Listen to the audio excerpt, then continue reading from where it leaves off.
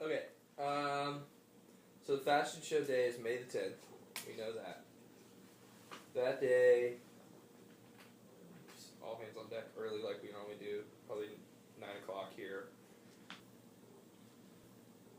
Is that if we have it if we got everything together, are we gonna do more stuff at the venue? Or are we gonna try to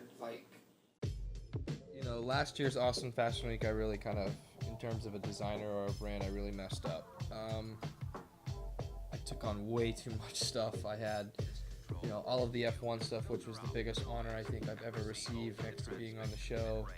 I got a chance to show at Austin Fashion Week Awards, Open Fashion Week actually, and Closed Fashion Week, and I didn't, looking back at it now, I literally the week before Fashion Week, I was in and out of New York, went to 5 of my dear clients and was like, listen, I need to borrow your dresses. And we were literally driving to clients' houses like that, late at night, going to pick up dresses, and then had a bunch of them here, trying to organize what's gonna go where, what order's gonna go with what, trying to figure. I mean, it was a nightmare, and everybody who knew me and kind of knows fashion in the city knew it. I was actually at a meeting with Matt Sweeney a couple weeks ago.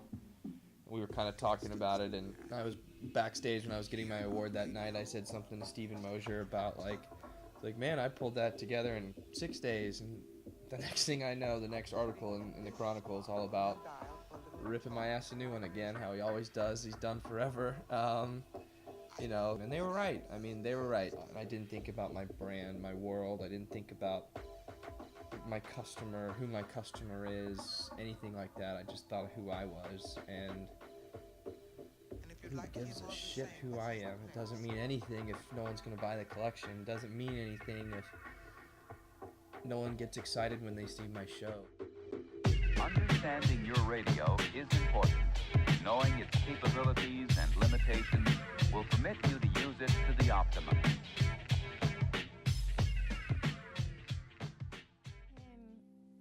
He actually does care about what you have to say, and it is fun sometimes. I mean, it's not just work. There's times where we crack jokes, or in the background there'll be a movie, or we are getting to know each other on a more personal level. And he just keeps it going. You have no time to feel tired.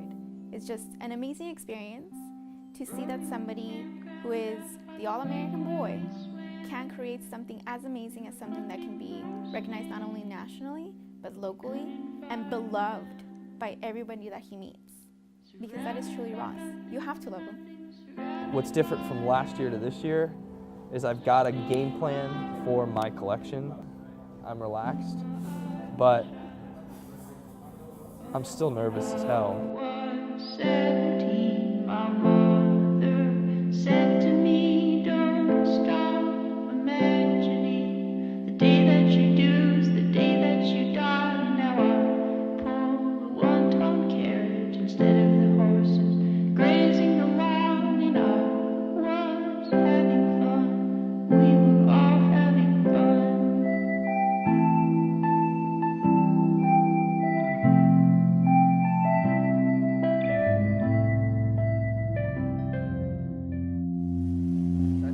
That we finally have found a collection that we love so much that we really have put our heart and soul into this more than a collection that I've ever built. This collection is our company. No other contingent. There's no other label from another brand attached to it. It is us.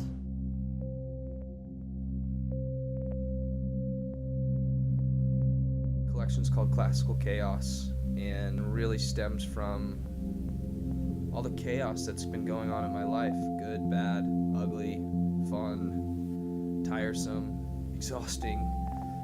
We've been doing a million different things. 13 days from the show, next Friday. This is my luggage line for Blue Avocado, which is a company based here in Austin.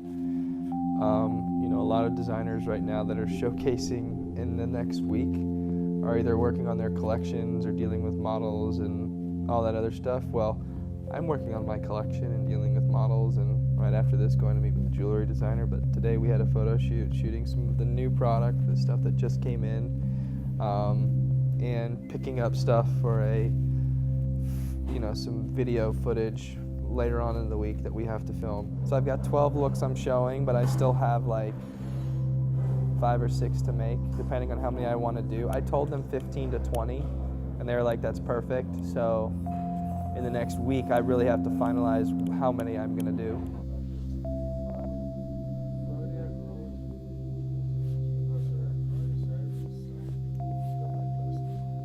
You know, working with my wife is hard, but I don't think I could do it with anyone else. She's the one I trust more than anybody else, and so like having her by my side has been a blessing, because she kind of supersedes a business partner. Even though we have to take work home and we work at home and I'm always working and all that, it's tough, don't get me wrong, but when I need someone to execute my vision for me without me being around, there's no one that can do it better. I'm going to put this task in charge of you. It's like that Thursday, if and when, let's try and get a jewelry designer locked in this week. Somebody, either this lady, we have to go to Kendra, that's fine. If we want to talk to, if we can't find someone else, and I want to call Pilar from Kendra Scott and say, hey, can we customize a couple pieces from the color bar, and use them, I'll work on that and see if that's doable. But whatever, we want to get a jewelry designer, so jewelry we want locked in by Friday.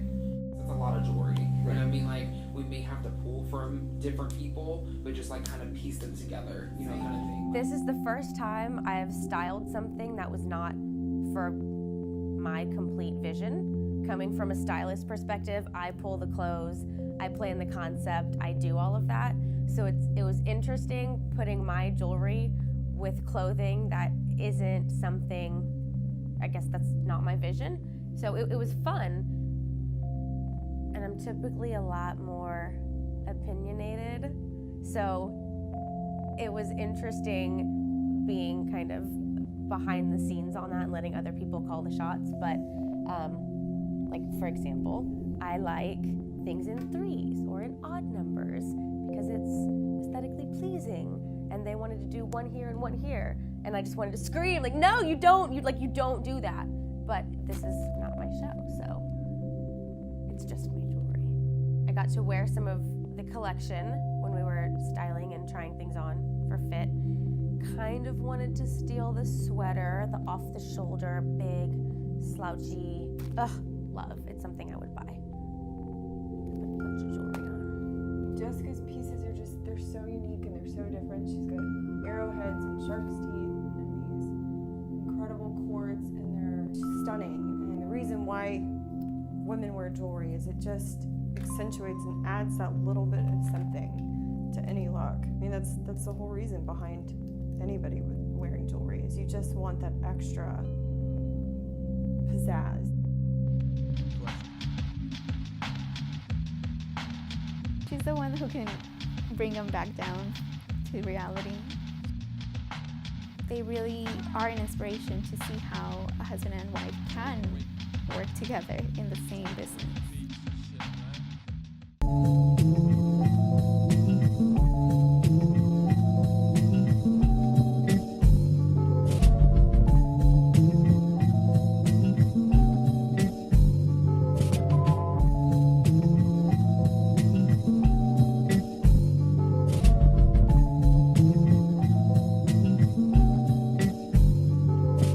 Ralph Lauren, I think, is like the greatest one of the greatest inspirations to me in terms of, he was 19 years old, he started with ties, and he's built a world now that, like, and I always say this, anybody can buy a dress, anybody can buy a pair of pants or jeans or whatever, but why do you buy it from that one brand? It's because you want to feel like you're a part of that world. Even if you just buy a little Chanel trinket or a little piece of lipstick because you can't afford the $3,000 jacket, you want to have a piece of that world somehow. And so I hope that one day I can not surpass him, but stand in line with the greats like Ralph Lauren or Valentino or Carl and say, this is my world, come play in it.